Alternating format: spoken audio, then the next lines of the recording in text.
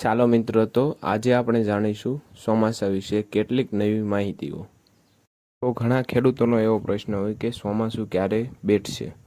તો શરૂઆતમાં ચોમાસું કેરળમાં પ્રવેશશે જૂનના પહેલા અઠવાડિયામાં 1 થી 15 જૂન।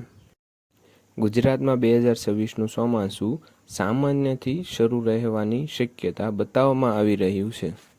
ગુજરાતમાં ચોમાસાની શરૂઆત આગમ મધ્ય જૂન આસપાસ 15 થી 20 જૂનમાં આવી શકે તેવી આગાહી છે। ગુજરાતમાં મધ્ય જૂનની આસપાસ તેની અસર દેખાવા લાગે તેવી શક્યતા જોવા મળી છે। કેટલાક ખેડૂત મિત્રોને એ પ્રશ્ન થતો હોય કે ગુજરાતમાં વરસાદની આગાહી। તો ગુજરાતમાં વરસાદની આગાહી 40 થી 50 ઇંચ વરસાદ પડવાની શક્યતા જણાઈ રહી છે। ગુજરાતમાં આ વર્ષ અંદાજે 40 થી 50 ઇંચ વરસાદ પડી શકે તેવી આગાહી કેટલાક નિષ્ણાતોએ કરી છે। ભારતનું ચોમાસું અનુપમ નકશા પ્રમાણે ચોમાસાનું આગમન સમય કેરળમાં અંદાજે 1 જૂનથી શરૂ થઈ શકે છે। ગુજરાતમાં 15 જૂનથી લઈને 30 જૂન સુધી। રાજસ્થાન ઉત્તર ભારતમાં જૂનના અંતમાંથી જુલાઈની શરૂઆત સુધીમાં ચોમાસું બેસી શકે છે। તો કેટલાક ખેડૂત મિત્રોને પ્રશ્ન થતો હોય કે વાવણી કઈ તારીખમાં કરવી। તો કેટલીક તારીખો અનુકૂળ કરવામાં આવી છે, ખેડૂતો માટે અનુકૂળ બનવામાં આવે છે કે 15 જૂન, 21 જૂન અને 3 જુલાઈ એ બધી તારીખોમાં વાવણી શક્ય અનુકૂળ રહી શકે છે।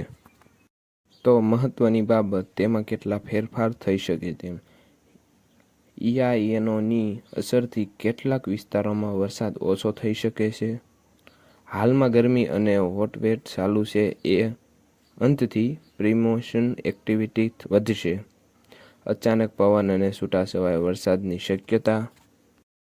આથી ગુજરાતમાં વરસાદ કેમ રહેવાની શક્યતા જણાવી રહી છે। તો કે અરબી સમુદ્રમાં ભેજનું પ્રમાણ શરૂ છે। બંગાળની ખાડીમાંથી ભેજ સપોર્ટ મળશે। લો પ્રેશર સિસ્ટમમાં સક્રિય થવાની શક્યતા વધી રહી છે। આમ ખેડૂતો માટે આ ખુશખબરજનક વાત કહી શકાય કે કુલ મળીને આ વર્ષ ગુજરાતમાં ચોમાસું સારું રહેવાની શક્યતા વધુ છે। તેથી હવામાનમાં ફેરફાર શક્ય તેવી નિયમિત અપડેટ પર ધ્યાન આપો। પ્રકૃતિ સાથે સંકલન રાખો, પાણીની બચત કરો અને સુરક્ષિત રહો। આવા નવા વિડીયો જોવા માટે અમારી સરકારી યોજના ચેનલને સબસ્ક્રાઈબ કરો।